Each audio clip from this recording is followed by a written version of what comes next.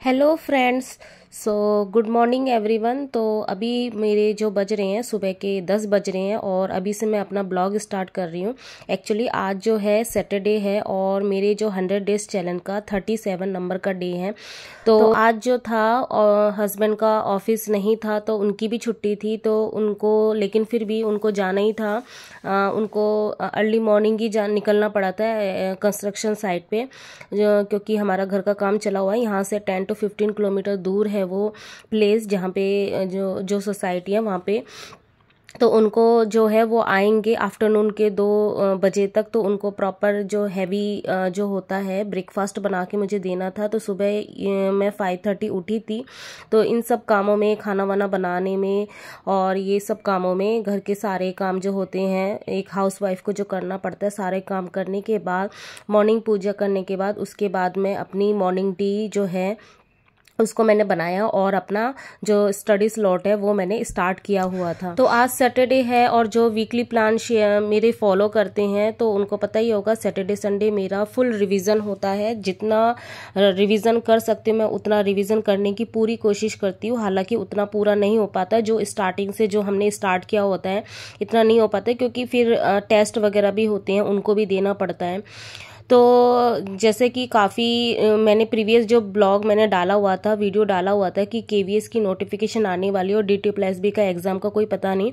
तो उसके बाद काफ़ी 1-2 जो हैं एस्पिरेंट है उनका कमेंट आया हुआ था कि दी एग्ज़ाम कब तक हो सकता है। तो इसी के बारे में मैं आज बताने वाली हूँ कि जैसे कि आपको सुनने को मिला है कि केवीएस का जो है फेब के लास्ट तक, क्योंकि इलेक्शन है उसके बाद ही पॉसिबल है कि केवीएस अपनी जो भी नोटिफिकेशन होगा वो डालने वाला है। तो उसके बाद आपको पता है केवीएस है उसकी स्ट्रैटेजी ठीक फिक्स रहती है, वो 2-3 महीने के अंदर एग्ज़ाम करा लेता है। तो इसी की वजह से मैंने जो केवीएस का एग्ज़ाम है उसको ज़्यादा फोकस करना स्टार्ट किया बजाय DSSB के, क्योंकि ऐसा माना जा रहा है कि DSSB एग्ज़ाम है, अभी उसकी कोई डेट फिक्स नहीं है और उसका कुछ भी नहीं पता कि कब उसका एग्ज़ाम होगा। उसके ऐसे भी बोला जा रहा है कि नेक्स्ट ईयर भी हो सकता है या इस ईयर के लास्ट में भी हो सकता है। ऐसा इसलिए बोला जा रहा है क्योंकि जो हमारे DSSB है उनको जो एग्ज़ाम कंडक्ट करवाता है वो है TCS, और TCS जो है वो आपके SSC उनके एग्ज़ाम की लिस्ट है वो मई जून में होने वाला है। तो सबसे पहले वो उनकी करवाएगा, और अगर DSSB अपना एग्ज़ाम कंडक्ट भी करवाता है तो सबसे पहले टीचिंग, नॉन टीचिंग जो है, टीचिंग में जो है जो PGT वाले हैं या जिनकी पोस्टें कम है उनकी पहले करवाएंगे। तो इस तरीके से बहुत सारी चीज़ें साथ में चल रही है, इसलिए ऐसा बोला जा रहा है कि DSSB का जो TGT स्पेशल है, जो जिनका सब्जेक्ट है उनका बाद में होगा। लेकिन फिर भी मैं एक बोलते हैं ना कि हमें किसी की बात में नहीं आ रहा है कि कब एग्ज़ाम होगा या नहीं होगा। एक जो ट्रू एस्पिरेंट होता है ना उसको हमेशा ये दिमाग में यही बात रखनी चाहिए कि एग्ज़ाम कभी भी हो सकता है। जब फॉर्म फिल हुए हैं तो उसके एग्ज़ाम होने ही होने हैं, चाहे वो 1 महीने बाद हो, 2 महीने बाद हो, 3 महीने बाद या 1 साल के बाद। लेकिन सबसे पहले एक एस्पिरेंट की जिम्मेदारी ये होनी चाहिए कि उसको अपना सिलेबस कंप्लीट करना चाहिए, उसको अपना जो प्रैक्टिस है वो उतना मतलब स्ट्रॉन्ग लेवल पे करना चाहिए कि कभी भी एग्ज़ाम हो वो हर उस समय के लिए प्रिपेयर रहे हर समय। तो अगर हम एग्ज़ाम की डेट के लिए अगर सोचते रहेंगे ना कि हाँ एग्ज़ाम की डेट आएगी तब हम, और यही गलती जो है मैक्सिमम एस्पिरेंट यही करते हैं कि वो एग्ज़ाम डेट के भरोसे रहते हैं। और जो ट्रू एक एस्पिरेंट होता है वो ये सोचता है कि सबसे पहले मुझे अपना सिलेबस कंप्लीट करना है, उसके बाद ज़्यादा से ज़्यादा मुझे प्रैक्टिस करनी होगी। तो जो ट्रू एस्पिरेंट होता है वो यही करता है, इसलिए उनकी जो है सिलेक्शन होने के चांसेस रहते हैं। तो यहाँ पे हमारा जो आज का लंच है आलू दम, तो इसमें धनिया पत्ती डाल देती हूँ, ये बन गया है। और उसके बाद मैं दिखाती हूँ, यहाँ पे ये है मटर की पूरी बनाऊंगी तो उसका जो है मिक्सचर जो अंदर फिलिंग वो बन गई है। तो अब मुझे पूरियाँ बनानी है, मतलब कचौड़ी बोलते हैं या पूरी बोलते हैं जो भी हो। तो अभी टाइम में दिखा भी देती हूँ आप लोगों को। तो ये हो गया, बंद कर देती हूँ इसको। तो अभी जो टाइम हो रहा है 1 बज रहे हैं और अभी हस्बैंड और मेरा बेटा अभी तक आया नहीं है और मैं स्टडी कर रही थी, ठीक है।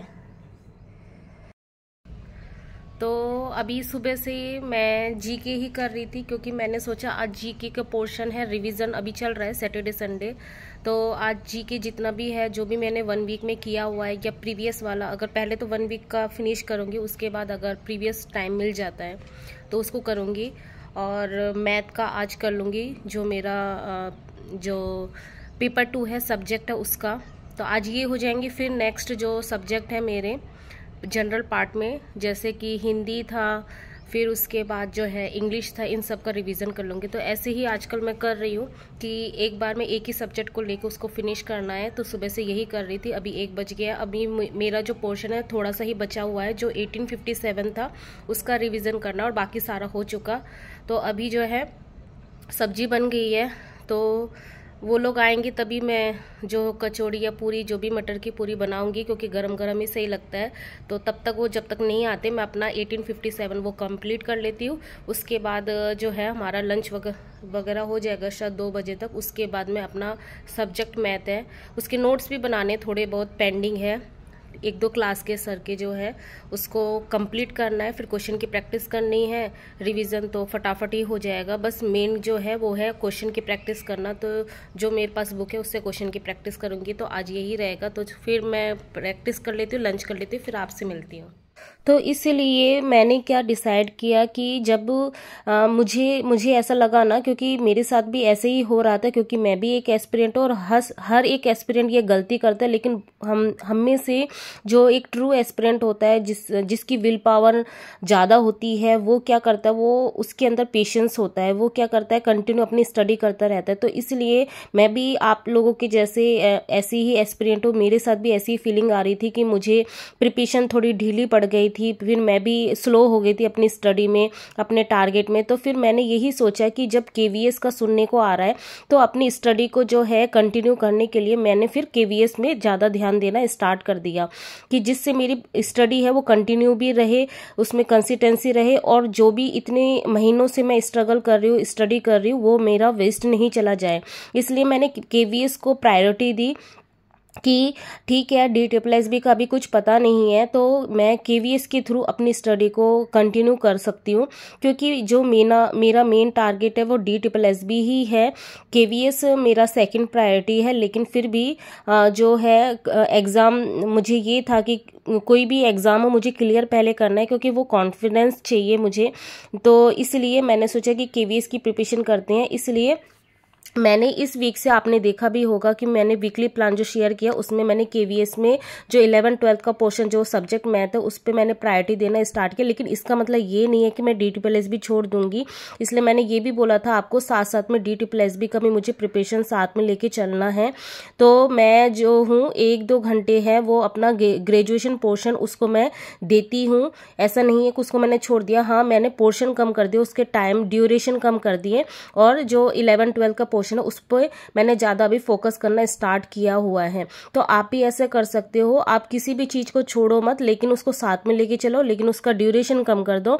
और अगर केवीएस को अगर अभी आप प्रायोरिटी दे रहे हो तो उस पर ज़्यादा फोकस करना पड़ेगा। तो केवीएस और DSSB में यही है कि आपको साथ में लेके चलना है। तो पेपर 1 जो है वो आपका साथ में होता रहेगा, और जो मेन सब्जेक्ट है उसमें आप क्या करोगे, केवीएस का अगर पहले आप देखते हो तो 11-12 का पोर्शन आपको सबसे पहले कंप्लीट करना पड़ेगा। और ग्रेजुएशन पोर्शन वो आप छोड़ो मत, वो बीच बीच में थोड़ा थोड़ा रिवीजन करते रहो और उसको थोड़ा थोड़ा देखते रहो। और जिनका सिलेबस हो चुका है जो पेपर 2, तो वो प्रैक्टिस ज़्यादा से ज़्यादा कर सकते हैं। तो यही हमारे हाथ में है, हमें अपनी हार्डवर्क करना है। अगर हम छोड़ देंगे तो फिर सारी चीज़ें ही वेस्ट हो जाएंगी। और अगर किसी के माइंड में है कि नहीं मुझे एग्ज़ाम क्लियर करना ही करना है, तो आपकी स्पीड स्लो हो सकती है, लेकिन स्टॉप नहीं करना है, क्योंकि ये ह्यूमन नेचर है कि हम कंटिन्यू स्टडी नहीं कर सकते। हमारा भी ऐसा मन करता है, हम हाउसवाइफ है स्पेशली, तो हमें लोगों की बातें भी सुननी पड़ती है, फैमिली को भी देखना पड़ता है। तो बहुत सारी चीज़ें होती हैं, हमारे मन में यही आता है कि हम कब तक स्टडी करें। तो ये सारी चीज़ें जो है मन को बहुत ज़्यादा थका देती है, और कहीं ना कहीं हमें डीमोटिवेट करती है। इसलिए हमें डीमोटिवेट नहीं होना है, अपनी स्टडी को कंटिन्यू करना है। तो फिर यही तक था फिर आज। तो फिर मिलते हैं नेक्स्ट ब्लॉग में, तब तक के लिए बाय, गुड नाइट।